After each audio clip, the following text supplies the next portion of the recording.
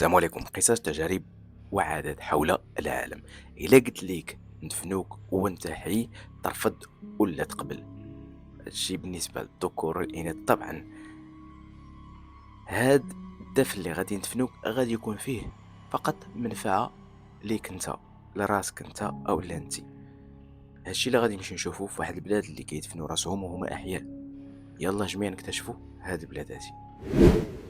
في كوريا الجنوبية كاينة واحد التجربة اللي كتسمى ماك فينرو، يعني جنازة وهمية أو لا ديث اكسبيرينس، يعني تجربة الموت. وهذا علاج من العلاجات النفسية، لأنه في هذه البلاد المتقدمة معدل الضحايا أو معدل ديال الناس اللي كيمشيو وكي يلقيو براسهم التهلكة كي راكم عارفين هذه الكلمة مبغيتش نقولها، كتار وكتار بزاف، لأنه الضغوطات في الحياة والخدمة والديبريسيون وهذاك ستريس ومشاكل نفسية أخرى كتأدي بهم لهاد القضية اللي كيديروا، وهو كيلقوا راسهم بالتهلكة. لهذا واحد فيهم فكر وقال غيدير هاد التجربة هادي وربما يعاون بها الناس في واحد المركز اللي سميتو هيلين سانتر اللي كاين في مدينة سيول اللي هي عاصمة كوريا الجنوبية. كيمشيو الناس باش يدفعوا طلب باش يديروا هاد التجربة ديال يدفنوا راسهم وهما حيين. أول حاجة كيبداو بها وهو أنهم كيكتبوا بعض الرسائل أو لا رسالة أو لا وصية للعائلة ديالهم. ثاني حاجة كيديروها هو أنهم كيجلسوا كيلبسوا الكفن ديالهم وكيجلسوا كيبقاو يتفرجوا في بعض مقاطع تحفيزية لبعض الأشخاص اللي تغلبوا على المحن اللي كتواجههم في الحياة ديالهم.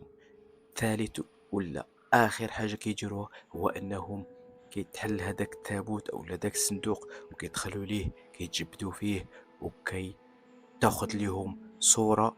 من بعدها كيسدوا عليهم في الصندوق في التابوت بوحدهم.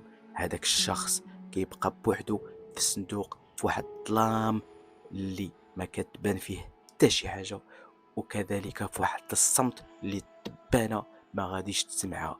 وبهكا كيبقاو 10 دقائق فقط لا غير. لكن هذيك 10 دقائق كافية، لأنه فاش كيخرج هاد الشخص كيلقى باللي بحال إلا تولد مرة أخرى جديدة. وبهكا كيعطي القيمة للحياة اللي عاتيه الله. أو لا هو ما غاديش يتفكر كاع الله، غيقدر يكون ملحد، ولكن رغم ذلك بالفطرة اللي عطانا الله كيخرج وكيلقى راسو باللي راه بصح الحياة اللي عنده خاصو يعطيها قيمة اللي كبيرة بزاف. في هذا المركز اللي كاين في سيول مشاو ليه ولا تقدموا لهاد الطلبات باش يدفنوا ريسهم وهما حيين أكثر من 15 ألف واحد اللي دار هاد التجربة هادي منذ 2012، لأنه هذا المركز تفتح في 2012. الهدف من هاد التجربة هو التأمل في الحياة والموت، وكذلك الناس تعرف وتعطي القيمة لراسها بدلا من يمشيو ويلقيو براسهم التهلكة.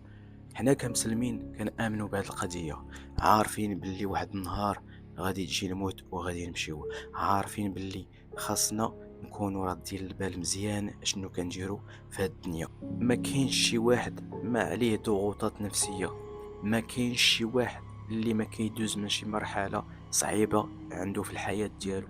راه ما كاينش شي واحد دايم وغادي يبقى فيها. هادشي اللي كان. السلام عليكم يا اخوان، هاكني نغين.